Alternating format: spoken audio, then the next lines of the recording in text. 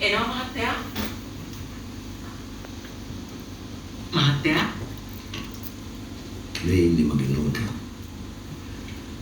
එයා නැති වෙලා දැනට අවුරුදු 25ක්.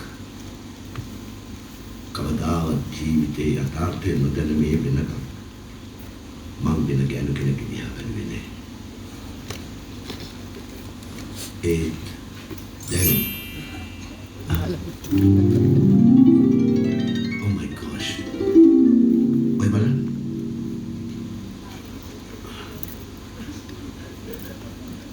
මං හිතන්නේ නෝනාට තේරුණා මං කියන්නේ නැද්ද?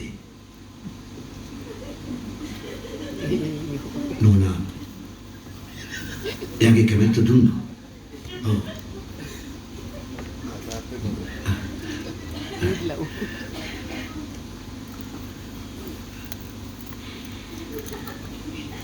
ඊට පස්සේ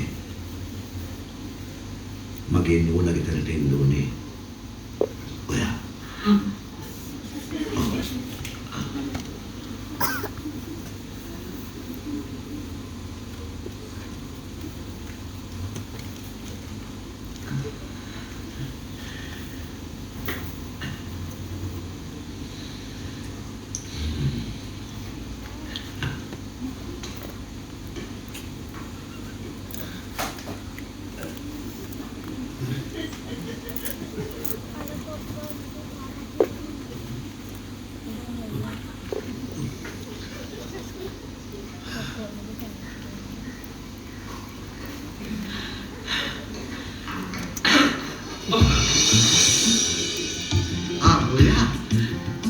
අපි හම්බෙන්නේ හැම වෙලාවම එකට හැප්පෙන්න ඕනේ.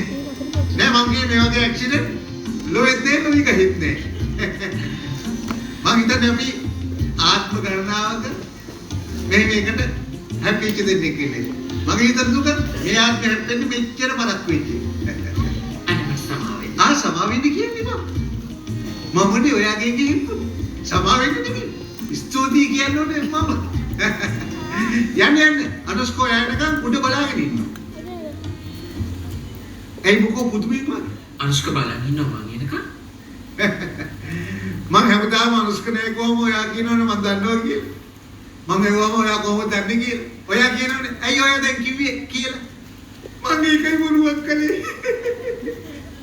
යන්නේ අනුස්ක තාම ආවේ මං දන්නවා. කොහොමද දන්නේ? දැන් ඔයා කිව්වේ